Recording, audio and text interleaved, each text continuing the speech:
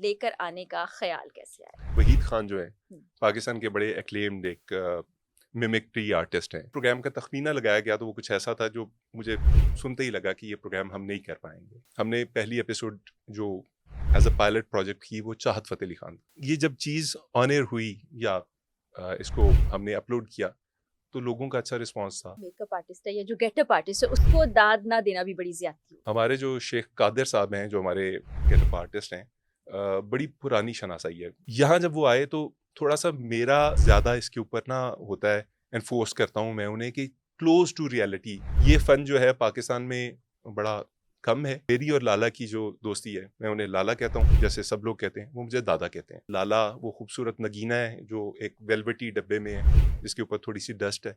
वो वेलवेटी डब्बा मैं हूँ। हर प्रोग्राम में क्लैश होता है। सवाल इस तरह से बना के दोबारा पेश करता हूँ कि वो उस तरफ वापस आ सके जो हमारा असल मकसद या हदफ था। अस्सलाम वालेकुम एंड वेलकम टू फराई क्राफ्ट्स पॉडकास्ट। आज पॉडकास्ट में जो शख्सियत हमारे साथ मौजूद हैं, उनके कई हवालों से तारुफ हैं। एक तो वो बड़े पुराने दोस्त हैं हमारे, फिर मीडिया से उनका ताल्लुक आप कह सकते हैं कि पहले बिहाइंड द कैमरा काम किया करते थे, अब in front of the camera काम करें और वो काम करें जिसके लिए ना बहुत सालों से हम सोचा करते थे कि ऐसा काम क्यों नहीं हो रहा।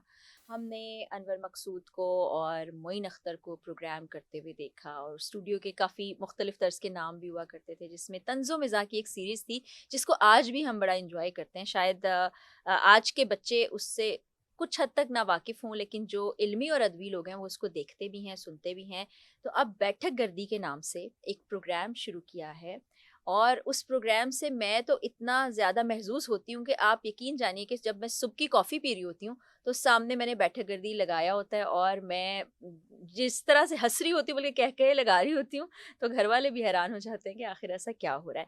तो इस चीज़ की ज़रूरत थी हमें कि एक ऐसा तंज़ो मिज़ाह भरा प्रोग्राम हो जिसको हम एंजॉय करें और जिसको देखते हुए हम इधर-उधर ना देखें, यानी कि एकदम से शर्मिंदगी महसूस ना करें फैमिली के साथ बैठ के देखते हुए। तो ये बड़ी इस हिसाब से ना मुबारकबाद के मुस्तहिक भी हैं। आज हमारे साथ मौजूद हैं मोहम्मद अली खान, जिनको हम मैक कह के बुलाते हैं। अस्सलाम वालेकुम अली, क्या हाल वालेकुम है? अस्सलाम। फ़रा, मैंने आपको बाजी कह के बुलाना है, भाभी कह के बुलाना है, यार कह के बुलाना है, क्योंकि मेरा आपसे इतना ताल्लुक़ पुराना और मुख्तलिफ़ जहतें हैं उसकी कि मुझे समझ नहीं आ रहा कि आज किस हवाले से हम मिलेंगे। अब मैं मेरा तो आप किरदार भी बना के वहाँ नहीं बिठा सकते कि हाँ। उससे बातें कर लें और ये सारी बातें वहाँ भी हो जाएँ, नहीं, जो आपका दिल इतनी चाहता है। अच्छी जॉ लाइन अगर उसकी होती लाला की तो ज़रूर बिठाते, लेकिन वो बड़ा काम करना पड़ेगा जॉ लाइन पे। चलिए ये इसको मैं एज़ अ कॉम्प्लीमेंट जी, लूँगी। बिल्कुल अली कॉम्प्लीमेंट है। अली हम आपको जानते हैं बहुत पुराना और बड़ा मुश्किल होगा आप कह के बुलाना, बड़ा मुश्किल होता यू है कैन हमारे कॉल मी लिए। तुम, जो तो मर्ज़ी आपका मैं दिल करे। दोस्त साहब आपको कहते हैं।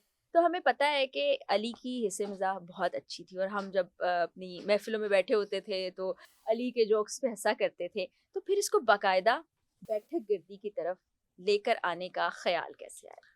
अच्छा, I would have to give it to Lala. उसकी रीज़न ये है कि वहीद खान जो है हुँ, पाकिस्तान के बड़े एक्लेम्ड एक मिमिक्री आर्टिस्ट हैं।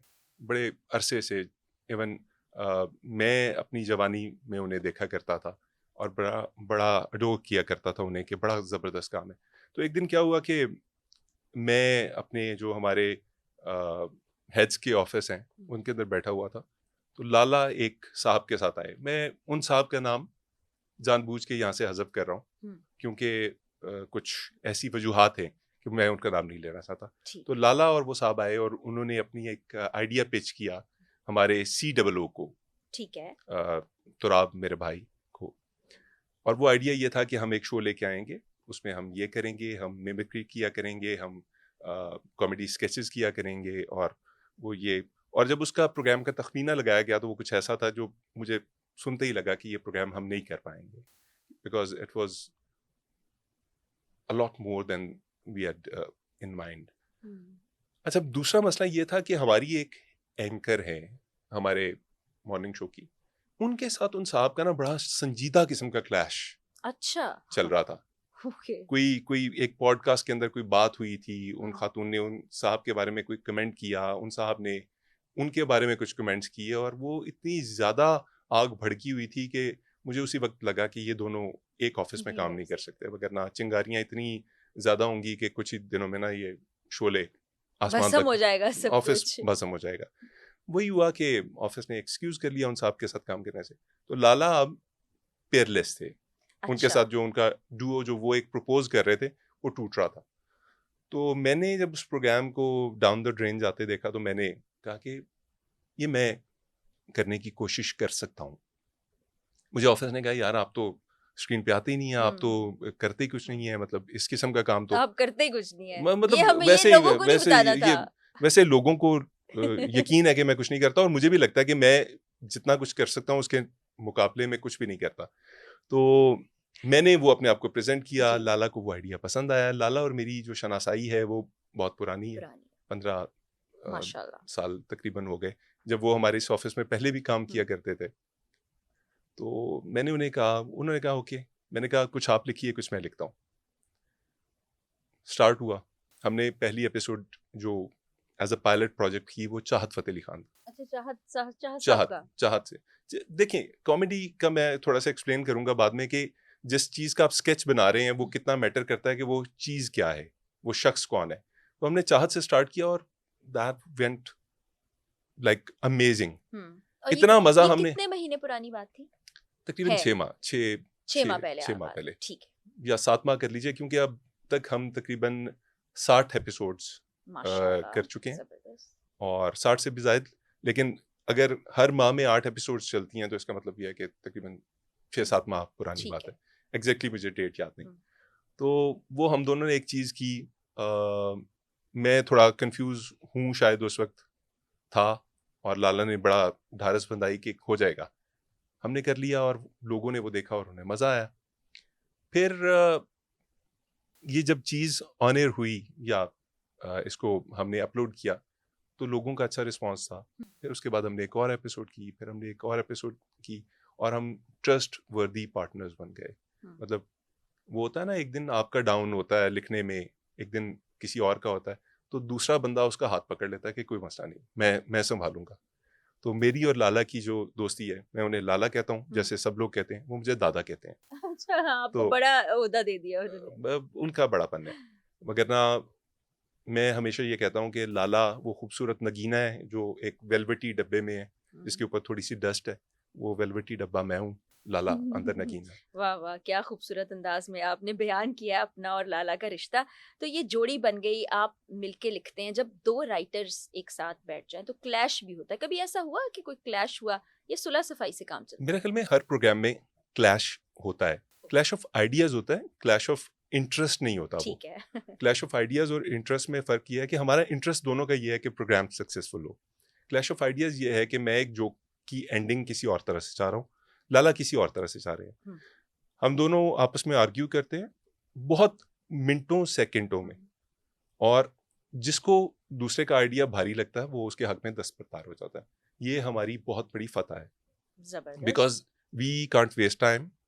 बहुत से आइडियाज जो होते हैं वो इम्प्रॉम्प्टू होते हैं, एक्सटेम्पोर आइडियाज होते हैं, बन रहे होते हैं, तो उसमें हम बहुत ज़्यादा टाइम नहीं कर सकते ज़ाया। जैसे अब ये आपके 2 कैमरामैन यहाँ पे बैठे हैं, तो हमारे भी कैमरामैन वहाँ पे खड़े होते हैं, वेट कर रहे होते हैं। तो हमें बहुत सी चीज़ें जो है ना जल्दी जल्दी करनी होती हैं।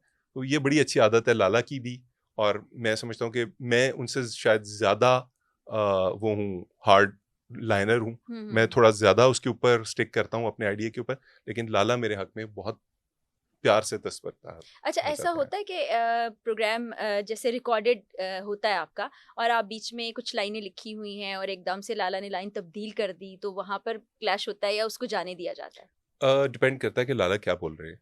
यूजुअली वो जो अंदर इम्प्रोवाइज करते हैं वो भी इतने मज़े का होता है कि मैं उसमें एंजॉय करता हूँ उसको, और फिर मैं सवाल इस तरह से बना के दोबारा पेश करता हूँ कि वो उस तरफ वापस आ सके जो हमारा असल मकसद या हदफ था। ठीक। लेकिन इस तरह की छोटी छोटी इम्प्रोवाइजेशंस चलती रहती हैं। यहाँ पर ना, जो आपका मेकअप आर्टिस्ट है या जो गेटअप आर्टिस्ट है, उसको दाद ना देना भी बड़ी ज्यादती होती है। नहीं नहीं नहीं, वो बहुत जबरदस्त, बिल्कुल उस शख्सियत से मुशाबा उनको बना देता है, और फिर जाहिर है टैलेंट है लाला का। हमारे जो शेख कादिर साहब हैं जो हमारे गेटअप आर्टिस्ट हैं, बड़ी पुरानी शनासाई है। जब वो हमारे ऑफिस में, क्योंकि जमहूरियत है के नाम से एक प्रोग्राम हुआ करता था, तो उस दौर में उनको जानते थे, और फिर वो लाला के साथ लगे रहे।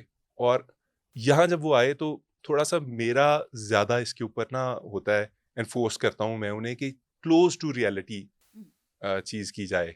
जितनी शक्ल मिलेगी ना, हमारे लोगों का मसला ये है कि वो सिर्फ इम्प्रेशंस को दाद नहीं देते, सिर्फ आवाज़ निकालना जो है ना वो उसके ऊपर ना वो खुश नहीं खुश नहीं होते। होते। तो वो कहते हैं जी कि वो जॉ लाइन भी, जैसे मैंने आपको कहा कि जॉ लाइन नहीं बनेगी आपकी, तो वो कहते हैं जी कि नाक टेढ़ा है तो नाक टेढ़ा आए, भवें अच्छा। ऊंची हैं तो ऊंची आए।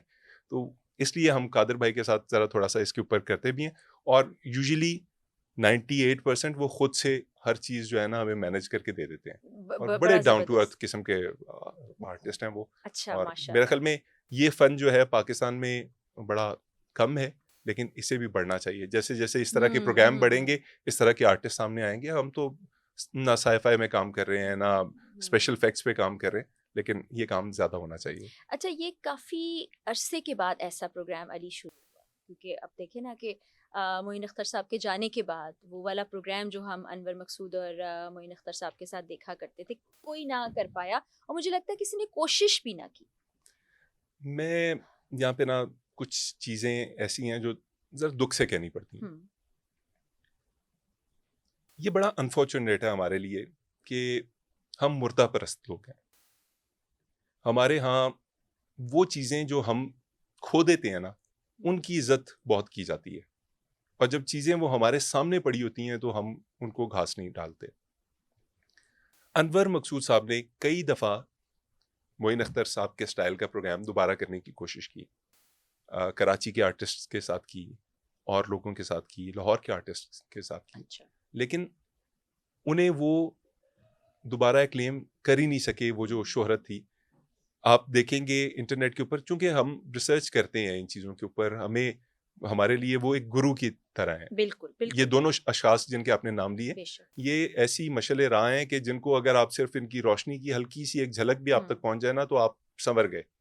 ठीक है, और आपने बस इनकी राह चुननी है, आप कामयाब हैं अपने लिए। अब मोइन अख्तर साहब के विसाल के बाद आप देखिए कि प्रोग्राम की शोहरत में इजाफा होता है। ARY के दिनों में शायद लोग प्रोग्राम चल रहा हो और स्विच कर जाते हों, लेकिन जब वो वफात पा जाते हैं, उसके बाद फिर इंडिया से एक मीम वायरल होता है उनका, वो अबे साले वाला। ठीक है, और उसके बाद फिर पाकिस्तानियों को भी ख्याल आता है कि यार एक कैसेट था, उसके प्रोग्राम्स देखते हैं, और वो पुराने प्रोग्राम्स के ऊपर मिलियन व्यूज़, कभी इतने व्यूज़, कभी इतने व्यूज़। तो जो चीज़ हमारे पास होती है ना, उसकी कदर नहीं है। अनवर मकसूद साहब के करियर के अंदर इतना कमाल कमाल काम पड़ा हुआ है। आंगन टेढ़ा से अगर मैं एग्जांपल देना शुरू करूँ ना, मतलब एक ऐसा टेलीविज़न ड्रामा कि जिसके अंदर ह्यूमर की एक इंतहा थी, दुख भी था, जिसके अंदर माशी मसाइल भी थे, माशरती मसाइल भी थे, और उसके अंदर एक जो उसका राइटर है वो अपनी अपीयरेंस देता है। मतलब आप किरदार चेक करें कि एक ड्रामा चल रहा है और उसके अंदर उसका जो राइटर है अनवर मकसूद, वो खुद आके बैठ जाता है और किरदारों के साथ गुफ्तगू करता है और फिर चला जाता है, और वो कह रहा है कि तुम्हारा किरदार कट हो जाएगा, प्रोग्राम बंद कर देंगे, ये कर देंगे, और वो आके चला जाता है। तो इतने रेवोल्यूशनरी आइडियाज ड्रामे में अनवर मकसूद साहब ने पेश किए, लेकिन हमने आई गेस, मुझे ये लगता है कि हमने उन्हें वो इज्जत नहीं दी। और फिर यही है कि अब ये एक प्रोग्राम है, हम अपनी तरफ से 100% देते हैं, लेकिन मैं आपको दुख की बात बताऊं, मैं अपने बार्बर के पास गया आपके प्रोग्राम के सिलसिले में, मैंने कहा जरा दाढ़ी को थोड़ी सी सीधी अच्छा। करवा ली जाए, क्योंकि फ्लू और इस किस्म के जो मसाइल चल रहे हैं वो चल रहे थे। वहाँ जाके बैठा हूँ, एक साहब थे, कोई मुझे उनकी मेरे साथ शनासाई थी, मैं उन्हें नहीं जानता था। उन्होंने कहा आप टीवी पे आते हैं? मैंने कहा जी आता हूँ। उन्होंने कहा अच्छा अच्छा, वो करके चले गए। तो मेरा जो नाई है या जो बार्बर है वो कहता है अच्छा आप टीवी पे आते हैं, प्रोग्राम करते हैं? मैंने कहा हाँ। कहता मुझे अपना कोई प्रोग्राम दिखाएं। मैंने उसे अपना प्रोग्राम खोल के दे दिया यूट्यूब के ऊपर। यकीन मानिए मैंने अपनी तरफ से उसे बेस्ट चीज़ निकाल के दी। ठीक।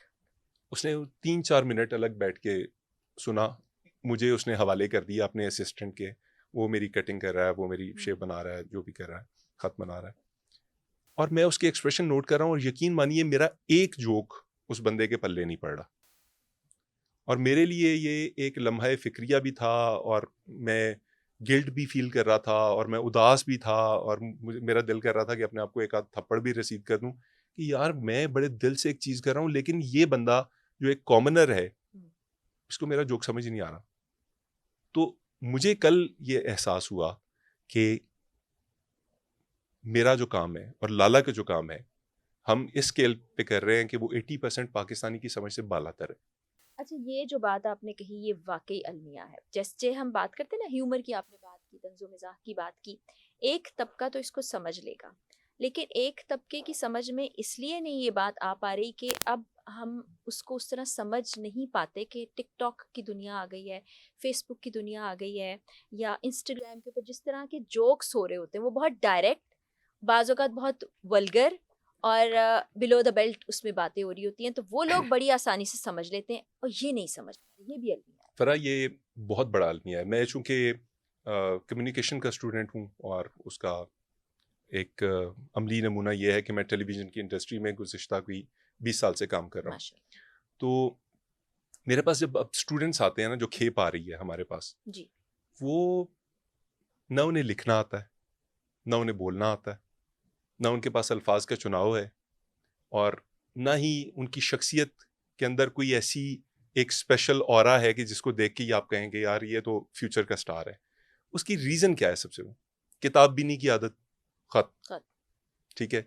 अच्छा सुनने की आदत खत्म, डिबेटिंग नहीं, कोई अच्छी गज़ल नहीं, लुच्चर, गंदगी, फास्ट कल्चर, ये सारी चीज़ें सरायत कर गई हैं इस मुआशरे के अंदर, इसके चाहे आम हो चाहे ख़ास हो उनके अंदर। और उससे क्या हो रहा है, अब मैं एक जोक क्रिएट करना चाहता हूँ बरादर निस्बती के ऊपर, ठीक लेकिन है। अनफॉर्चुनेटली शायद बरादरे निस्बती लोगों को इस पता नहीं लोगों होगा को है पता ही नहीं क्या। होगा मैं क्या मजाक करूं इसके ऊपर। हम्म, हालांकि एक आम सा रिश्ता है जो हमारे, जिसे अगर स्टेज वाला साले गएगा, हम्म। तो वो तो समझ आएगा ना, उस पे तो हंसी और मसला कहते भी ये है होंगे। कि जब हम अपना लेवल गिराते जाएंगे तो वो कहाँ। अब मैं जिन जोक्स की एग्जांपल्स आपको दे रहा था, एक जोक है, एंकर चाहत फतेह अली खान की डमी से पूछता है कि चाहत साहब आपका आईक्यू लेवल क्या है। वो कहता है मेरा आईक्यू लेवल वैसे तो 80 होता है, लेकिन जब मैं खाना खा लेता हूँ तो 140 हो जाता है। मतलब वो अपना शुगर लेवल उसके ऊपर या एग्जैक्टली। जी जी।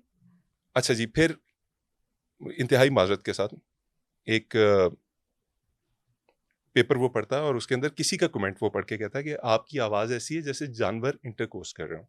ये टर्म मैं इसलिए यूज़ कर रहा हूँ आपके पॉडकास्ट के ऊपर, माजरत से अपनी बहन के पॉडकास्ट के ऊपर, कि ये एक साइंटिफिक टर्म है, ठीक है। और चाँद फतेह अली खान कहता है कि बड़ी अच्छी बात है तालीम हासिल करना, अगर जानवर मेरा पॉडकास्ट मेरा गाना सुन के इंटरकोर्स करते हैं तो पढ़ना अच्छी बात है, उनको भी तालीम हासिल करने का हक है। अच्छा, ये अब उस पॉडकास्ट के नीचे या हमारे शो के नीचे इंडियंस आके ये कमेंट कर रहे हैं कि अगर ये इंडिया में चल रहा होता ना तो आपके मिलियंस ऑफ व्यूज होते हैं।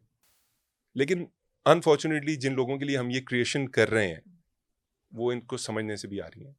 तो मैं फिर वही कहूँगा कि हम शायद कभी वो क्लेम टू फेम हासिल कर ही ना पाएं जिसके लिए हम इतने पूरे उम्मीद थे या जिसके लिए हम कोशां थे, क्योंकि हमारे मुआशरे के अंदर वो इंटेलेक्ट जिसको हम टारगेट कर रहे हैं वो है ही नहीं। है ही नहीं। हम यूथ की बात कर रहे हैं और हमने कुछ चीज़ें आइडेंटिफाई की, वहीं पर एक और चीज़ मैं बड़े दुख के साथ डिस्कस करना चाहूँगी, क्योंकि आप भाई भी हैं, दोस्त भी हैं, कॉलीग भी हैं, और हम एक ही इंडस्ट्री से ताल्लुक़ भी रखते हैं, कि उर्दू ज़बान को समझना, बोलना अब ऐसे लगता है लोग शर्मिंदगी का बायस समझते हैं। अक्सर बच्चों को कहें ना उर्दू, तो वो रोमन में लिखते हैं और फिर पढ़ते हैं। इसकी क्या वजह नज़र आती है? फराज, सबसे बड़ी वजह तो वही है कि किताब से बहुत दूरी। दूसरा, एक आर्टिफिशियल कल्चर जो हमने इंट्रोड्यूस करवाया अपने स्कूल्स के ज़रिए, इसके अंदर उर्दू को शन करने की प्रैक्टिस, उर्दू से दूरी की प्रैक्टिस हमें स्कूल्स में समझाई गई है, प्राइवेट स्कूल्स प्राइवेट ज़्यादातर। स्कूल्स में ज़्यादा। और सरकारी स्कूलों के ऊपर भी एक एक फितरतन बोझ पड़ा है कि यार लोग चाहते हैं कि बच्चे थोड़ी बहुत अंग्रेजी बोलें, हुँ। माँ बाप चाहते हैं कि हमारे बच्चे अंग्रेजी बोलें। यार आप अपने बच्चों को क्यों अंग्रेजी बोलवाना चाहते हैं? अंग्रेजी हमारी फर्स्ट लैंग्वेज नहीं है, it's a second language. Official language हो सकती है, कुछ भी हो सकती है। आपका कल को ये पर्पस हो सकता है कि आप अपने बच्चे को इंग्लैंड भेज दें, अमेरिका भेज दें, लेकिन यार अपने मुल्क के लिए जो बच्चा आप तैयार कर रहे हैं वो उसके लिए सूटेड ही नहीं है, ठीक है। उर्दू ज़बान जो है वो हमारी प्रायोरिटी होनी चाहिए।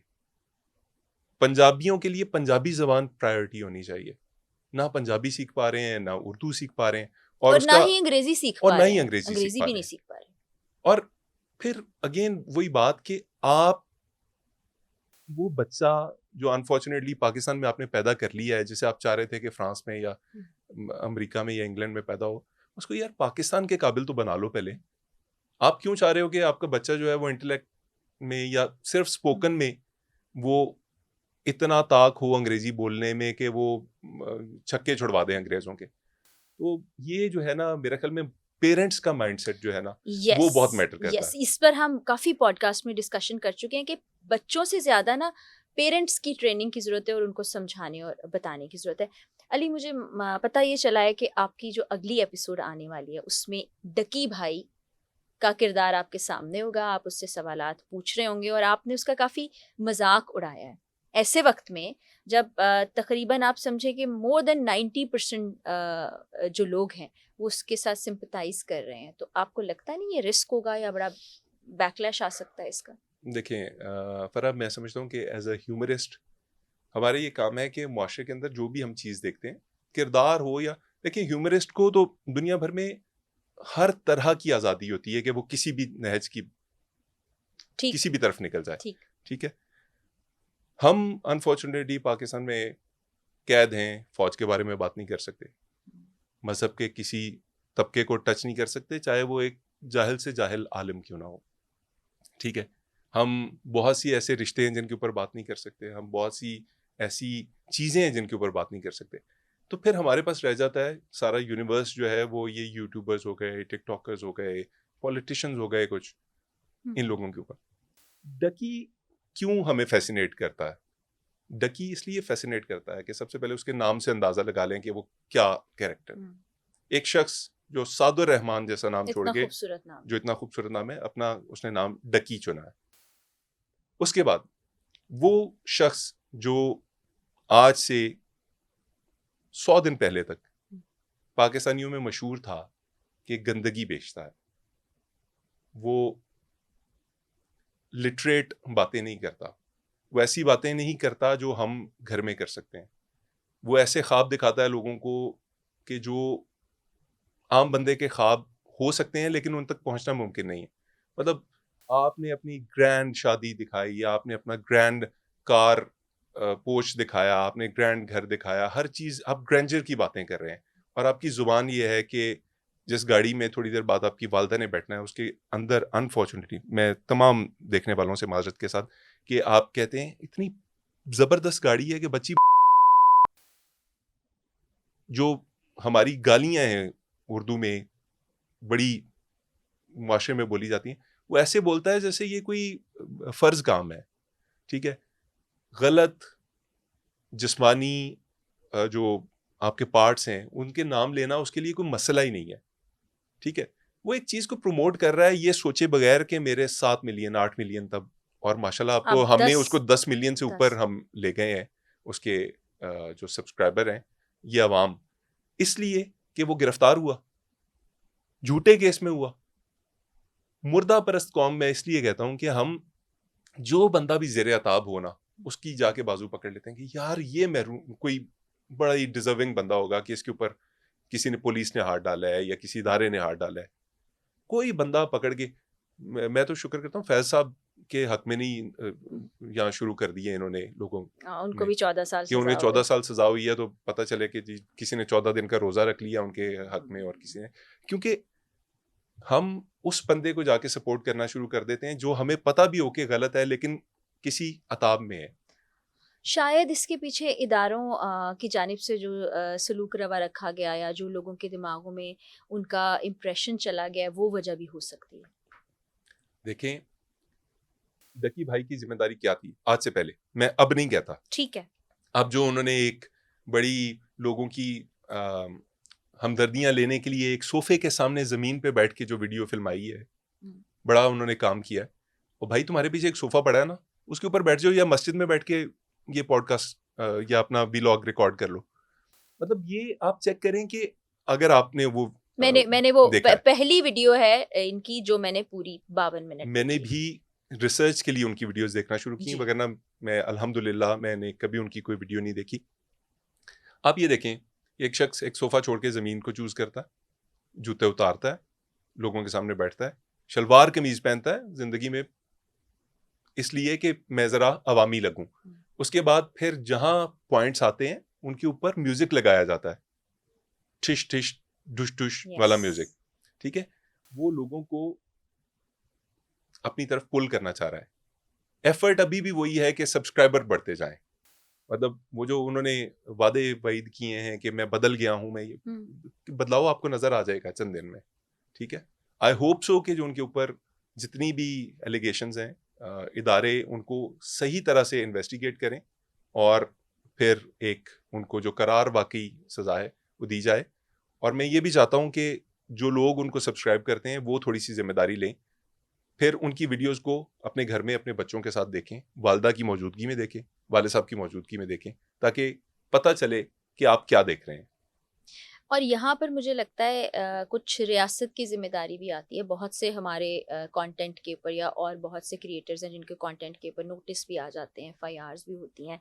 लेकिन ऐसी चीज़ें जो वाक़ई में माशरे में बिगाड़ पैदा करें, जिनको बच्चे फ़ॉलो कर रहे हैं, यंगस्टर्स फ़ॉलो कर रहे हैं, उनकी तरफ नहीं देखा जाता। ये भी बड़ा अलमिया है। इस पर कोई पॉलिसी ज़रूर होनी चाहिए। पॉलिसी देखें, अभी न्यूजीलैंड की एग्जांपल लेते हैं। न्यूजीलैंड ने 16 साल से कम बच्चों के लिए सोशल मीडिया हुँ, प्लेटफॉर्म्स के ऊपर, ऑस्ट्रेलिया ने भी किया। ऑस्ट्रेलिया ने भी किया, ऑस्ट्रेलिया ने भी किया। ये बैन कर दिया उन्होंने कि 16 साल से कम का बच्चा अकाउंट कैरी ही नहीं कर सकता। हमारे यहाँ तो माशाल्लाह, अभी मैं देख रहा था, दो कोई जुड़वां भाई लग रहे थे मुझे, हुँ, दोनों स्कूटीज के ऊपर ना कोई 8-9 साल के बच्चे अच्छा, वालदैन ने लेके दी हैं, दो स्कूटीज प्रॉपर, अच्छा। और वो चला रहे हैं। और वो आपको पता है, आपने पता नहीं इलेक्ट्रिक बाइक कभी चलाई है कि नहीं, चलाई नहीं, देखी उसके ज़रूर अंदर वो है। कंट्रोल्स होते हैं ना, वो आपने बस हल्की सी रेस देनी है, वो निकलेगी। ओह! वो उसके अंदर वो ये जो ऑयल बाइक्स होती हैं इनकी तरह के मैकेनिज्म अच्छा, नहीं होते, अच्छा। वो बस जूम करके निकलती हैं। तो वो हुँ, दो के लिए अल्लाह वालदैन ने अकबर! छोड़े हुए हैं, या वो खुद किसी के नीचे आ जाएंगे या वो खुद किसी को किसी को नीचे दे देंगे, ठीक है। तो हमने अपने बच्चों को जो है ना, वक्त से पहले वो तमाम चीज़ें उनके तसरुफ में पकड़ा दी हैं, जो मैं और आप शायद अपने बचपन में वालदैन से अगर बिलक के मर जाते हैं ना कि हमें नहीं, इनके ऊपर अपने पीछे हुँ, बिठा लें, तो शायद वालदैन नहीं, तब उन पे भी ना मानते। नहीं। तो ज़माने में मेरे ख़्याल में जो तब्दीली आ रही है उसको ज़रा पॉज़िटिव तरफ जाना चाहिए। बड़ी हमने सीरियस डिस्कशन कर ली। अली, एक सवाल मैं करना चाहूँगी कि हमारे यहाँ अमूमी तौर पर ना ह्यूमर को, तंज़ो-मज़ाक को या ख़ास तौर पर ये जो बहरूप भर के उनकी अदाकारी की जाती है उसको कोई ज़्यादा एप्रिशिएट नहीं किया जाता उस शख्स की तरफ से जिसका बहरूप आपने भरा होता है। तो मैंने कासिम अली शाह का, कासिम भाई का देखा कि उन्होंने लाला को इनवाइट भी किया, बड़ी अच्छी एक वहाँ पर गैदरिंग भी हुई। लेकिन ऐसे बहुत से लोग होंगे जो आप पे खफ़ा हुए होंगे, गुस्सा भी किया होगा। कौन-कौन लोग थे अगर आप बताना चाहें तो? दो अशखास तो जिन्हें मैं जानता हूँ कि जो नाराज हुए हैं। एक जिनको हम बहुत कसरत से कॉपी करते हैं, वो शायद मसूद साहब हैं। डॉक्टर साहब को लगता है शायद कि हम उनकी शक्ल बना के हुँ, उनकी किरदार कशी करें, हालांकि हमारा ये हर किस मकसद नहीं होता। डॉक्टर साहब को मैं इस प्रोग्राम के तवज्जुह से ये पैगाम देना चाहता हूँ कि डॉक्टर साहब, दुनिया भर में जो मशहूर बंदा होता है उसकी पैरोडीज बनाई जाती हैं, उसके कैरिकेचर्स भी बनते हैं, हुँ। उसके कार्टून्स भी बनते हैं, और उसका मकसद सिर्फ ये होता है कि उसकी पर्सनैलिटी को एम्पलीफाई करते हुए, थोड़ा सा ज़्यादा एक्ज़ैजरेट किया जाता है ये। एग्जेजरेट करते हुए किसी पैगाम को, किसी और पैगाम को पहुंचाया जाए। डॉक्टर साहब के जो तवक्कुफ हैं, जो वो रुकते हैं बात करते हुए, जो वो स्टाइल है उनका सोचने का, जो उनकी मूछें हैं, हुँ, जो उनकी आवाज़ है, वो बहुत से लोगों के दिलों में बसी हुई है। और अगर उसमें कोई पैरोडी की जाए तो मेरे ख्याल में उसमें कोई मजाक हुँ। नहीं है। इमरान खान थे, जैसे इमरान खान की भी बहुत इमरान खान की पैरोडीज़ हुई, कितनी पैरोडी बहुत होती है, पैरोडीज़ हुई। ठीक है।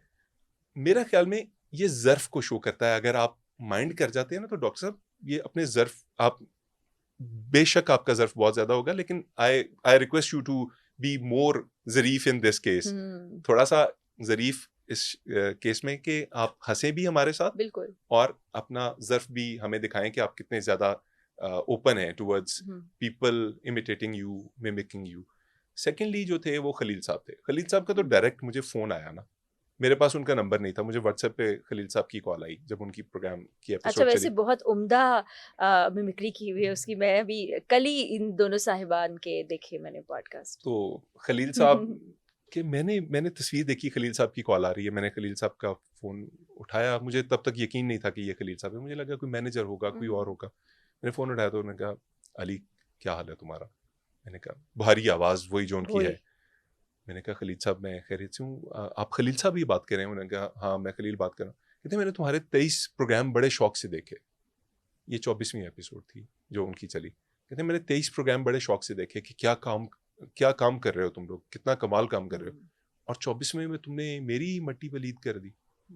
अब मेरे ना जिस्म में एक राशा सा तारी हो गया, मैं कांपना शुरू हो गया। मैंने कहा, खलील साहब वो आपको कुछ चीज़ बुरी लगी? उन्होंने कहा, अली तुम मुझे जानते ही नहीं हो, मेरी उनसे मुलाकात नहीं है, लेकिन I have adored him since my teenage. मैंने जब उनका पहला ड्रामा देखा था तब से लेके, और जिसमें उन्होंने खुद अदाकारी भी की थी, मैं खलील साहब को वाकई बड़ा अडोर करता हूँ हर तरह से। तो खलील साहब नाराज़ हुए और होते चले गए। फिर उन्होंने एक बात की, उन्होंने कहा, यार तुम एक दफ़ा मुझे मिलो और मुझे मिल के थोड़ा सा स्टडी करो और उसके बाद मेरी पैरोडी बनाओ, तो मुझे कोई मसला नहीं है, लेकिन ये डिलीट कर दो। अच्छा, मैंने उसके लिए कोशिश भी की कि वो डिलीट हो जाए, लेकिन यकीन मानिए कि आपको पता है कि इदारे के अंदर रहते हुए पॉलिसी आपका एक होती बड़ा है ना, इदारे एक की। छोटा सा यस। आपका एक आपको पता चलता है कभी कभी कि आप जस्ट एक कॉग हैं पूरी मशीनरी के अंदर, और आप अगर थोड़ा बहुत रुक भी जाएंगे तो बाकी मशीनरी को फर्क नहीं पड़ेगा। तो मुझे ये कहा गया इदारे की तरफ से कि अगर हमने एक बंदे का डिलीट किया तो फिर कल को बहुत से लोग फरमाइश करेंगे। तो खलील साहब से माजरत कि अगर उन्हें कोई बात बुरी लगी, लेकिन खलील साहब आज भी मेरे लिए वैसे ही मोहतरम है और हमेशा मैं उनको अडोर करता रहूँगा, उनकी राइटिंग स्टाइल को, उनके स्किल्स को, उनकी पोइट्री को। खलील साहब as one of the greatest that this country has ever received from Allah almighty, और अल्लाह करे कि वो हमारे साथ हमेशा ऐसे ही लिखते रहे, सलामत रहें। हमारी कोई बात उन्हें बुरी लगती है तो आप उसके लिए माजरत चाहें। ठीक है, आपका पैगाम भी खलील साहब तक पहुंच गया होगा। कोई ऐसी शख्सियत जिसके लिए लिखते हुए और उसको ज़ाहिर है जब लाला परफॉर्म कर रहे थे, कोई मुश्किल पेश आई हो या लगा हो कि ये टफ टास्क है?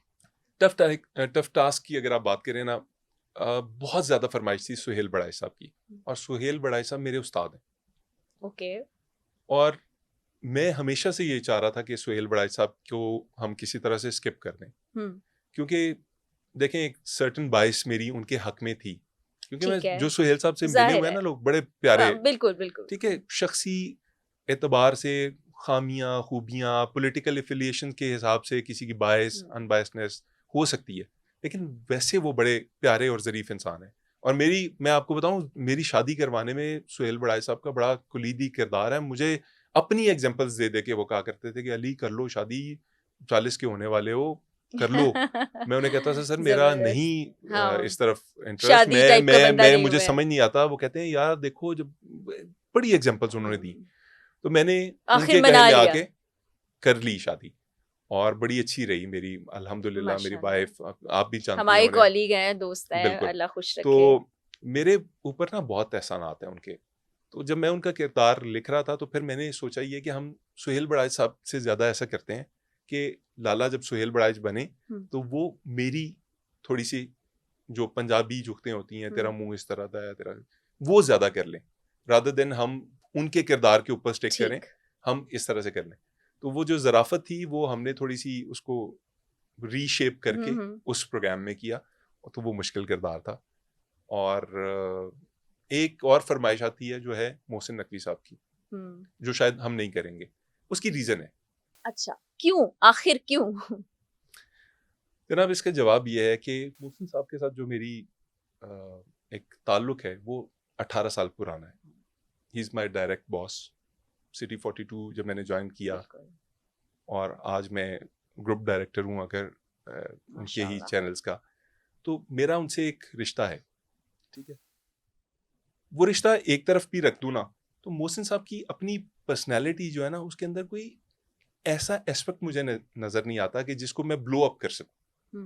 मतलब वो एक सीधे साधे संजीदा आदमी है, कैलकुलेटेड से हैं, और बड़ी कम गुफ्तगू कम हाँ, शरारत करने पे आए तो वो कभी किसी रिपोर्टर के पीछे से कुर्सी खींच लेते हैं, उसको गिरा देते हैं, कभी किसी के अगर सालगिरह हो तो उसको चेहरे पे केक मल देते हैं, इस तरह की शरारतें हैं। लेकिन जब मैंने आपको एक शुरू में एक बात कही थी कि जब आप कॉमेडी लिखते हैं ना, तो आपको उस कैरेक्टर के अंदर भी कोई ऐसा एक चीज एसेंस चाहिए होती है जिसको आप ब्लो कर सकें। तो मोहसिन साहब के जो कैरेक्टर के अंदर ना संजीदगी ज्यादा है, और बहुत से लोग इसके ऊपर मुत्तफिक नहीं होंगे मेरे से, लेकिन यकीन माने कि बहुत मामलात में वो एक जीनियस आदमी है।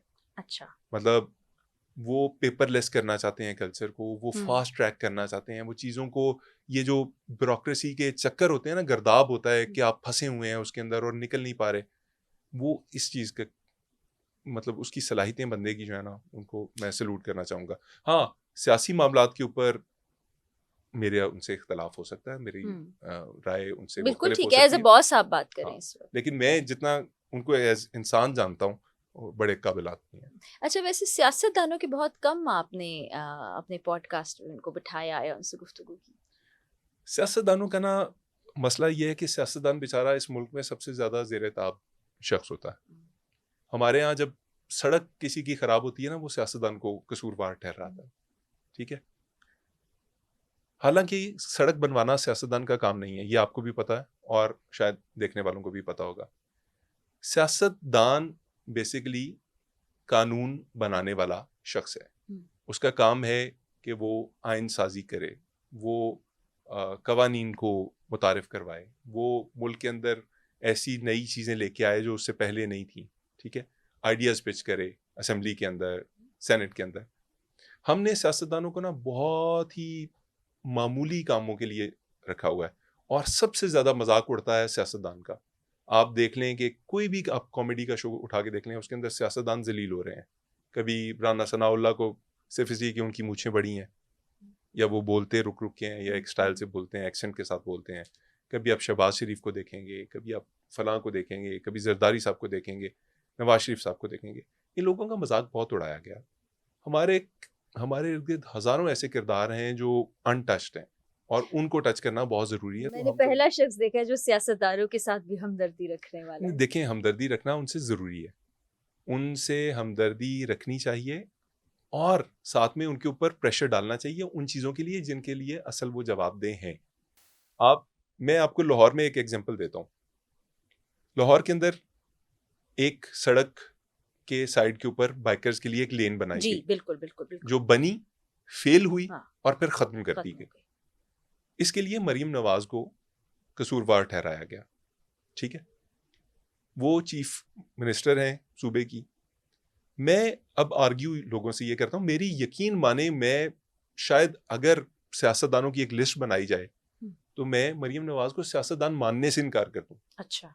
अगर एडमिनिस्ट्रेटर्स की कोई लिस्ट बनाई जाए तो शायद मरीम नवाज को मैं उसमें उसमें भी बुज़दार से शायद थोड़ा सा ऊपर रखूं, लेकिन मेरे लिए वो उसमें भी फेल कर दें। पसंदीदा शख्सियात की कोई लिस्ट बनाई जाए, शायद उसमें भी किसी आखिरी नंबर पे हो। लेकिन जहां वो अपने बाप से कुछ चीजें उन्होंने मुस्तार ली हैं, अपने चचा से कुछ चीजें मुस्तार ली हैं, कुछ उनकी एक फास्ट पेस स्पीड है, उसके ऊपर हमें मोतरफ होना चाहिए उनका। उन्होंने एक आइडिया पिच किया इदारों को। ठीक। टीपा का इदारा है जो सड़कें प्लान करता है, बनाता है। एलडीए है जो सुपरविजन भी करता है और चीज़ों को प्लान भी करता है। ट्रैफिक पुलिस है जिसने सेंस डेवलप करनी है लोगों के अंदर। अगर एक बंदे ने कहा कि मुझे बाइकर्स के लिए अलग लेन चाहिए, तो ये 3 इदारों का फर्ज बनता था कि वो उसको जैसे तैसे जैसे मर्जी करते, उसको वो इम्प्लाई करते, ठीक है? अगर ये फेलियर है तो ये इन 3 इदारों का फेलियर है। कोई कह रहा है जी पेंट गलत हुआ, वो पेंट उतर गया बारिश में, सही। तो जो माशाल्लाह टीपा का इदारा पाकिस्तान में इतने अरसे से तनख्वाहें वसूल कर रहा है, क्या उन्हें नहीं पता कि टेस्टिंग होती है किसी भी चीज़ को अप्लाई करने से पहले? कंक्रीट की टेस्टिंग होती है, लोहे की टेस्टिंग होती है, पेंट की टेस्टिंग होती है। क्या उन्हें नहीं पता था कि पेंट का जिसको ठेका देना है उसको उससे पहले टेस्ट करना है कि ये पेंट क्या रोड साइड पे लगाने के काबिल है? क्या ट्रैफिक पुलिस को नहीं पता था कि ये रोड सेंस कभी डेवलप ही नहीं की जा सकती कि बाइकर एक लाइन में चलाएंगे और बाकी गाड़ियां एक लाइन में चलेंगी? एलडीए जिसने लाहौर को इतना कैंसर की तरह फैलने दिया कि लाहौर फैल फैल के ऐसा बन गया है कि आपको यकीन माने कि कोई सर्जरी भी हो ना तो लाहौर ठीक ना हो सके। वो इदारा कि जिसकी अपनी जो सारी दुनिया की सोसाइटियों को वो जो सर्टिफिकेट्स देता है कि ये लीगल हैं और ये ठीक हैं, और जिसकी अपनी सोसाइटी आज तक नहीं बन सकी। ये बड़ी बड़ी ही सेंसिटिव बातें हैं जो हम कर रहे हैं कि इदारों को हम नहीं देखते, ना ही खंगालते हैं कि उन्होंने क्या किया, और डायरेक्ट हम जो ओहदों पे फाइज या सीएम है या पीएम है उस पर चले जाते हैं। वो सवाल जो अमूमी तौर पर मैं पॉडकास्ट में सबसे पहले किया करती हूँ वो काफ़ी आगे चला गया क्योंकि हम और गुफ्तगू में लग गए कि अली का बचपन कहाँ, कैसे, फिर इब्तदाई तालीम, उसके बारे में भी जानना चाहते हैं। अली का बचपन ये है कि अली जो है वो पैदा कहीं और हुआ, पला कहीं और जवान कहीं और हुआ। मेरे वाले साहब मेरी वालदा के फर्स्ट कज़न थे। दोनों की शादी हुई तो इतनी कामयाब शादी नहीं थी, लेकिन सेपरेशन उस दौर में कोई बहुत बड़ा वो मतलब सेपरेशन थी, लेकिन ताल्लुक एक था सलाम दौर की हद तक।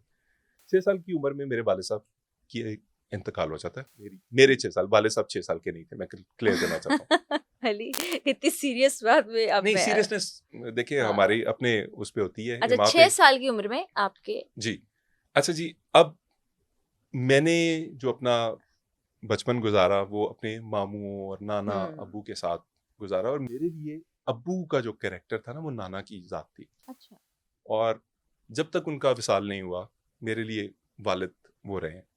मैंने हमेशा उनको सब कुछ मैंने उनसे सीखा है। मेरी ज़राफ़त, मेरी सेंस ऑफ पॉलिटिक्स, मेरी sense of right and wrong उनसे आती है। और sense of humour? Sense of humour भी मैं अगर कहूँ तो उनसे, नाना से। क्योंकि उनके जो बच्चे हैं आगे, उनके मेरे मामू जो हैं एक से ज़ायद हैं, लेकिन वो सारे ज़रीफ लोग हैं, और हमारे घर में जो इस तरह का मजाक है ना वो चलता रहता है बड़ा अच्छा। हालांकि आपको पठान फैमिली से ताल्लुक है। पठान फैमिली से ताल्लुक है, और हम ये सोचते हैं कि वो बड़े सख्त मिजाज होंगे, हंसना मुस्कुराना तो उनको आता नहीं होगा। मैंने इतना ज़रीफ ख़ानदान शायद ही कभी देखा हो। इतना मैंने अपने बचपन में एंजॉय किया अपने सराउंडिंग्स को। इतने अच्छे माहौल में मैं पला हूँ कि ये उर्दू की जो ये जो आपको उर्दू की एक फील आती है, अच्छी बोलता हूँ अगर मैं, तो आप लिखते भी हैं, अब ये शायरी भी हम सुनेंगे। मैं ये सब आई ओ दिस टू माय नाना और अपने मामू और अपनी खालाएं, और ये सब लोग। वालदा तो सबके लिए अहम होती है, मेरे लिए भी बहुत मोहतरम है, और हमेशा मैं दुआ कहूँ कि अल्लाह ताला उन्हें लंबी जिंदगी दे। लेकिन ये मेरे लिए ना कोई एक रिश्ता चुनना बहुत मुश्किल है। मैंने जिस रिश्ते को भी छुआ है, अनलाइक दिस कप, उसे आवाज नहीं आई, उससे सिर्फ मोहब्बत मिली है। जबरदस्त। अच्छा, उसके बाद फिर आप लाहौर किस सन में आ गए थे? 1999 में मैं एफसी कॉलेज में मैंने दाखिला लिया। मैं एक प्री कैडेट स्कूल से पढ़ा था, गुजरांवाला के। अच्छा। एक बच्चा जो कामों की शहर से, जो चावल का एक बहुत बड़ा कारोबारी मरकज है, मेरे नाना वहाँ से अटक से आए थे यहाँ कारोबार करने, तो मेरा बचपन वहाँ गुजरा। उसके बाद मैं स्कूल रोजाना जाया करता था गुजरांवाला, तकरीबन कोई 30 किलोमीटर का सफर करके रोजाना वापस आता था। उसके बाद जब ये टाइम खत्म हुआ तो मैं एफसी कॉलेज आ गया 1999 में। स्कूल प्री कैडेट था तो एफसी कॉलेज बहुत आज़ाद लगा, और मैंने अपने आप को परफेक्टली डिस्ट्रॉय किया एफसी कॉलेज में। 2 साल वहाँ प्री मेडिकल की तालीम हासिल करने के बाद मैंने मैट्रिक से भी कम नंबर लिए, और बुरी सी शक्ल बना के जब मैं घर वालों के सामने पेश हुआ तो उन्होंने कहा कि हुन की करना है। मैं कहा रिपीट करके देख लेते हैं, थोड़ी बेहतरी आ जाएगी। पूरा 1 साल लगा के 1 नंबर रिपीट में बेहतर किया। मतलब अचीवमेंट आप चेक करें ना ये। और उसके बाद फिर फैसला ये हुआ कि या एनसीए जाना है या गवर्नमेंट कॉलेज जाना है। अच्छा। उस मौके पे नाना अब्बू ने एक चीज कही कि तेरा एनसीए जो हो जाएगा, तू बड़ा क्रिएटिव है, लेकिन एक चीज याद रखना, गवर्नमेंट कॉलेज जाओगे तो खुद बड़े आदमी बन सके ना बन सके, बड़े आदमी के क्लास फेलो जरूर बन जाओगे। फिर आप बन गए? और मैं बन गया। मेरे कितने बड़े आदमी हैं जो मेरे क्लास फेलोज हैं, और इकरार इज वन ऑफ देम। अल्हम्दुलिल्लाह कि मैंने अपने नाना के कहने पे ये डिसीजन लिया, और मतलब कोई रिग्रेट नहीं है, कोई मतलब हर तरह उस इदारे ने मुझे वो चाम, वो खूबसूरती, वो ज़बान, शायरी, हर चीज़ मुझे उस इदारे ने दी है। अच्छा अली, वहाँ पे आप लोग का एक ग्रुप था। अब मैं अंदर की बातें जानती हूँ, ज्यादा गुफ्तगू करूंगी नहीं, क्योंकि इकरार ने मुझे कहा था कि ध्यान से तुम लोगों ने गुफ्तगू करनी है। तो वहाँ एक ग्रुप था आपका जिसमें इकरार भी थे, चौधरी सईद, शोएब भाई हम उनको कहते हैं, वो थे, जोहेब भट्ट भी। ज़ुहैब भट्ट भी थे बिल्कुल, तो और वो बहुत से। सुना है बड़ा शरारती सा आपका ग्रुप हुआ करता था। कोई यादें, कोई मेमोरीज इन सब से रिलेटेड लोग भी जानना चाहेंगे, अच्छा, मुझे भी बड़ा ये लुत्फ आएगा। माशाल्लाह निकम्मे तो जहान के थे सारे। मैं इनमें ना एक वाहिद ऐसा बंदा था जो सेंस ऑफ ड्यूटी के साथ आया हुआ था, क्योंकि मैं अंदाजा करें आप सेंस ऑफ ड्यूटी के साथ आए तो बाकियों का क्या हाल होगा। आप चेक करें ना, ये तो सारे लाहौर के हैं और सेंट्रल मॉडल से पढ़ के 2-3 आए हम्म हुए हैं, एक इधर से आया हुआ हम्म। है, एक बिला वजह अंग्रेजी बोलने की कोशिश कर रहा है और इतनी गलत बोल रहा है कि तबीयत वो फ्रेश हो मुझे जाती सब है। समझ आ रहा ठीक है ना, है। आप सॉरी शोएब, मैंने इशारा अच्छा, कर दिया। नाम ही ले लिया मैंने। अच्छा, तो मतलब लेकिन ये सारे बच्चे जो है ना शरारती हैं और बहुत टैलेंटेड हैं, सब के हाँ, सब बहुत सब टैलेंटेड। माशाल्लाह बहुत टैलेंटेड है। अच्छा, मेरी सेंस ऑफ ड्यूटी इसलिए है कि मैं रोजाना कामुकी से उठ के ट्रैवल करके हाँ। आ रहा हूँ तकरीबन 60-70 ओहो। किलोमीटर। और मैंने ना, अब मेरा फराइज में शामिल है कि इन बच्चों को ना पेपर से पहले, एग्जाम से पहले बिठा के पढ़ाना भी है, और वो इन सारा सबको। इन सबको। ओहो। और ये मेरे से ना जल्दी जल्दी वो सीख रहे हैं कि यार ये क्या था, इसका क्रक्स क्या था, इस स्टोरी में क्या था, अगर समरी आ गई तो क्या करना है। तो मैं इनको कोशिश कर रहा हूँ कि समझा दूँ। तो यादें, बाकी यादें जो हैं वो सुनाने वाली है ही नहीं, कसम से यकीन माने, मैं आई आपको कैन दिल पे हाथ अंडरस्टैंड रख के कह सकता हूँ कि दैट। कोई एक याद यहाँ पे। मतलब एटलीस्ट यहाँ लोगों के साथ वो इतनी हाँ, शरारती आप लोग की जिंदगी है, लेकिन इसलिए बाकी ये है कि गवर्नमेंट कॉलेज ने हमें वो शख्सियात दिखाई जो हमने कभी माशाल्लाह। सिर्फ टीवी पे देखी थी, वो माहौल दिया जो हमने सिर्फ फिल्मों में देखा था, वो जोश खिताबत, वो हम्म। लफाजी जो सिर्फ हम किताबों में और मुशायरों में देखा करते थे ना, वो सब कुछ गवर्नमेंट कॉलेज की उस बिल्डिंग ने दिया है। तो सच ए वंडरफुल टाइम। वो आप कभी नॉस्टैल्जिक हो जाते हैं, जाते हैं कभी जीसी? अच्छा, इस मामले में मैं थोड़ा निकम्मा हूँ। हम्म मैं माजी की जो झरोखे होते हैं ना, उनमें बहुत ज़्यादा, जब एक दफ़ा निकल जाता हूँ ना, तो मैं उधर वहाँ जाने की कोशिश नहीं करता। मैं अनफॉर्चुनेटली ओल्ड रावियन यूनियन का मेंबर भी नहीं हूँ, मैंने हम्म मेंबरशिप भी नहीं ली, मैं उधर नहीं जाता। लेकिन जो रिस्पेक्ट है वो रिस्पेक्ट है।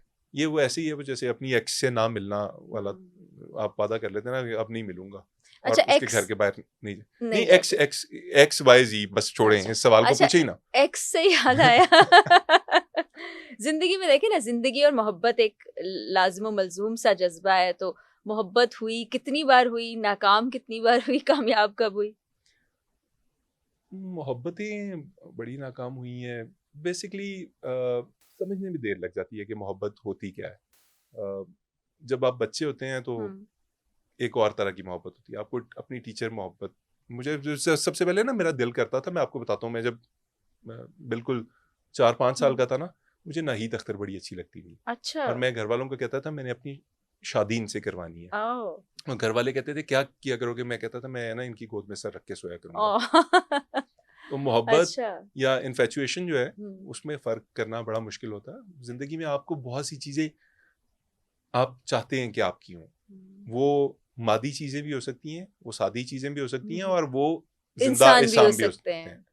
तो लेकिन फिर मुझे एक चीज़ समझ आई कि किसी चीज़ के ऊपर नाम लिख देने से ना, वो हम्म, चीज़ आपकी नहीं हो जाती। बड़ी खूबसूरत बात है। तो और इंसान ऐसा एक बशर जो है, उसके अंदर एक अल्लाह ने कोई ऐसी चीज़ डाल दी है जो थोड़ी-सी शायद गैर इंसानी है, और वो ये है कि जो चीज़ उसको मुयस्सर आ जाती है ना, वो उसकी कदर करना छोड़ देता सो है। ट्रू। मैं जैसे मेरी मौजूदा जो बीवी हैं, मौजूदा से बेगम मुराद ये है कि आप ही रहेंगी। मौजूदा का मतलब ये नहीं है कि कोई मैं आपके बाद कोई मॉडल सोच रहा हूँ। मौजूदा जो मेरी बेगम है, मैं उनसे बेइंतहा मोहब्बत करता हूँ।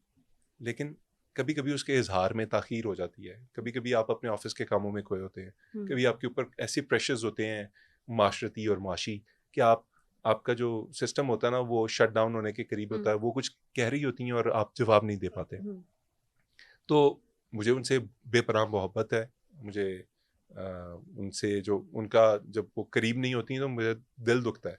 लेकिन ज़रूरी नहीं है कि वो हम कह भी पाएँ। अच्छा। मर्द जो है ना, आज ये कह देना चाहता हूँ मर्दों की हमायत में कि मर्द ज़रा थोड़ा मुख्तलिफ बना है औरत से। औरत बहुत सी चीज़ें कह देती है। वो दुकानदार को ये भी कह देती है भाई है, इन्हें इन्हें महंगे तेरी बांधे है। लेकिन मर्द जो है ना, वो कहता है अच्छा वो पीछे वाली दुकान पे तो ये तो वो तो। हम जो है ना वो दाएं बाएं से होके आते हैं, औरतें डायरेक्ट होती हैं। तो थोड़ा सा हमें मार्जिन दे दिया करें। महानूर को तो ये बात समझ आ गई होगी, महानूर अली की बेगम का नाम है, तो अब शिकायत मेरे ख्याल में ज़रा कम हो जाएगी। अली, ज़िंदगी है, उतार चढ़ाव, नशीब व फराज आते रहते हैं। जैसे आपने ज़िंदगी से एक चीज़ सीखी कि हर चीज़ पे अपना नाम लिख देना ज़रूरी नहीं होता कि वो आपकी हो जाए। तो कुछ ऐसे लम्हात, कुछ ऐसे वाक़यात या चीज़ें हो जाती हैं जो चुभन बन के रह जाती हैं, जिसको हम अंग्रेज़ी ज़बान में कह लें कि रिग्रेट आपको रहता है। ऐसा कुछ है ज़िंदगी में? आई वुड से कि मैं शायद पाकिस्तान के सबसे रिग्रेटलेस लोगों में शामिल होता हूँगा। जैसे इकरार ने एक पॉडकास्ट में कहा था ना बट को कि यार मुझे कोई फील ही नहीं होता कि मैंने कोई गलती की है। मुझे भी ये लगता है कि मुझे अल्लाह ने इतना नवाजा है और जिस चीज़ से नवाजा है मेरे लिए बहुत काफ़ी है कि मुझे अगर मौका मिले ना कि आप दोबारा प्रिंस चार्ल्स के तौर पे पैदा हो जाएं या आप टॉम क्रूज के तौर पे पैदा हो जाएं या आप कोई और ज़िंदगी चुन लें, तो मैं उसके अंदर जिद करके ये बटन दोबारा डलवाऊं कि यार मैं यही पैदा होना चाहता हूँ और बिल्कुल इसी तरह यही डिसीजन लेके यही ज़िंदगी दोबारा गुजारना चाहता हूँ। मतलब मुझे फैमिली मिली बहुत प्यार करने वाली, मुझे बेगम मिली तो ऐसी के यार मतलब क्या तारीफ करूं। वो टीवी पे आती है तो टीवी पे अच्छी लगती है, वो किचन में जाती है तो इतना अच्छा खाना बनाती है कि क्या कहूं। वो बोलती है तो ऐसे लगता है फूल झड़ रहे हैं। वो अगर कोई भी काम करती है और मेरे इर्द गिर्द लोगों की इतनी खूबसूरत एक मजमा है कि ऐसे लगता है जैसे फूलों में खड़ा हूं। मतलब गार्ड से लेकर बॉस से लेकर हर बंदा, दोस्त आप जैसे, इकरार जैसे, हर तरफ ना सिर्फ रोशनी ही रोशनी है, अंधेरा कोई नहीं है। अगर थोड़ा बहुत कहीं कहीं लेटर है तो वो मेरी अपनी ज़ात हो सकती है कि मैं इन लोगों के दरमियान मिसफिट हो सकता हूँ, लेकिन मुझे जितना प्यार मिला है शायद ही। अच्छा, मुझे लगता है ये वे ऑफ थिंकिंग भी होता है जिससे आप पॉजिटिव रहते हैं, खुश रहते हैं ज़िंदगी में, ऐसा नहीं करते जिसका आपको रिग्रेट रहे और ज़िंदगी अच्छी गुजरती है। अली, काफ़ी हमने लंबी गुफ्तगू की और बड़ा उम्दा रहा हमारा ये सेशन, बहुत मज़ा आया। इंशाल्लाह कोशिश करेंगे कि आपको और लाला को एक साथ भी बुला सकें। ज़रूर। आप शायरी भी करते हैं, हमने तो बहुत सुन भी रखी है। मैं चाहती हूँ कि बाज़ुबाने शायर, क्या कहते हैं, कलामे शायर कलामे बाज़ुबाने शायर, शायर बाज़ुबाने तो शायर, वो कुछ अता हो जाए। मैं ज़रूर आपको कुछ सुनाता हूँ। मेरी जो थोड़ी सी अच्छी और जानी पहचानी नज़में हैं, वैसे तो मैंने बहुत लिखा है। ये गाना आप लाहौर के जो लोग हैं वो सुनते हैं, ये लाहौर है, वो मैंने लिखा। उसके अलावा एक दो नज़में मैं आपको सुनाई देता हूँ। ये जो नज़्म मैं आपको सुनाने जा रहा हूँ इसका नाम है हमदर्दी, और हमदर्दी इसका नाम क्यों है ये आपको आखिर में पता चल जाएगा। तो ये कुछ ऐसे है कि उदास क्यों हो, उदास क्यों हो, उदास रहने से क्या मिलेगा, कि जाने वाला तो जा चुका है तुम्हारे चेहरे से मुस्कुराहट के सब खजानों को साथ लेकर, कि जैसे फातेह कोई शहर को खराब करके गुजर गया हो। तुम्हारी आंखों में अश्क क्यों है, ये अश्क मुझको दिखा रही हो तो जान जाओ मैं एक मुद्दत से जानता हूं कि गम तुम्हारे लतीफ दिल में यूं ही बसेरा किए हुए है, यूं ही बसेरा किए हुए है कि जैसे चिड़िया के घोंसले में कहीं से एक सांप आ बसा हो। वो जख्म कोई छुपा हुआ सा जो बढ़ के नासूर बन गया हो। मैं बाखबर हूं मगर करूं क्या कि लौट आए तुम्हारे चेहरे पे मुस्कुराहट। मैं क्या करूं कि तुम्हारे रुख पे बहार आए, तुम्हारे दिल को करार आए। कि बस में मेरे नहीं है कुछ भी, मगर मैं फिर भी दुआ करूंगा कि लौट आए रकीब मेरा। अरे वाह वाह वाह वाह वाह वाह, क्या खूबसूरत, क्या तो खूबसूरत। बस ये एक नज़्म है, और एक और छोटी सी नज़्म आपको सुना देता हूँ। इसका नाम है केक। ज़रा उर्दू नज़्म का नाम इंग्लिश रखना थोड़ा मायूब लगता है, लेकिन फिर भी इसका नाम केक रखा। और ये कुछ ऐसे है कि आज तुम्हारी सालगिरह है, आज तुम्हारी सालगिरह है, देखो तुम बस खुश खुश रहना, सबसे हंसकर बातें करना, दिल को तुम नाशाद ना करना, मुझको हरगिज याद ना करना, क्योंकि मैंने सुन रखा है ऐसे मौक़ों पर ये यादें अक्सर दिल को तड़पाती हैं, सैकड़ों लोगों की महफिल में तन्हा तन्हा कर जाती हैं। अगर तुम मुझको याद करोगी तो फिर वही हालत होगी जैसे कोई जख्मी पौधा लहजा लहजा सूख रहा हो, जैसे कोई बेबस इंसान कतरा कतरा डूब रहा हो। मुझको हरगिज याद न करना उन तोहफों से जी बहलाना जिन पर मेड इन यूएसए के रंग बिरंगे टैग लगे हैं। उन तोहफों से जी बहलाना जिन पर मेड इन यूएसए के रंग बिरंगे टैग लगे हैं, जिनको लाने वाले मेहमान सिर्फ तुम ही को देख रहे हैं। मुझको हरगिज याद न करना, वरना केक को जब काटोगी आंखें बोझल हो जाएंगी, हाथ अचानक लर्ज उठेंगे। देखने वाले लोग कहेंगे, ना भी बोले तो सोचेंगे, सालगिरह की आड़ में लड़की अपना जीवन काट रही है, अपनी जात के केक के टुकड़े मेहमानों में बांट रही है। वाह वाह वाह वाह वाह वाह अली, जबरदस्त, बहुत शुक्रिया। बहुत बहुत जबरदस्त। शुक्रिया। बड़े अरसे बाद मुलाकात भी हुई, बहुत शायरी शुक्रिया। भी, गुफ्तगू भी, और बड़ी ऐसी गुफ्तगू जो हम अमूमी तौर पर नहीं करते। अली बहुत शुक्रिया आपके वक्त का, अल्लाह बहुत कामयाबी दे, तरक्की दे, और थैंक यू सो मच। बैठक गर्दी की 3000 किस्तें मुकम्मल हो बहुत इंशाल्लाह। शुक्रिया। बस मैं देखने वालों से आखिर में जाते हुए यही इल्तिमास करूंगा कि पाकिस्तान में बहुत लोग बहुत अच्छा काम कर रहे हैं, उन लोगों को ज़रूर सपोर्ट करें। मैं सिर्फ अपनी टीम की बात नहीं करता, मैं फरा जैसे लोगों की भी बात कर रहा हूँ कि जो ऐसे इंटरव्यूज़ करती हैं कि जिसके अंदर इश्तियाल ना दिलाया जाए, जिसके अंदर बाल की खाल इस तरह से ना उतारी जाए कि जिसका मकसद सिर्फ व्यूअरशिप गेन करना हो।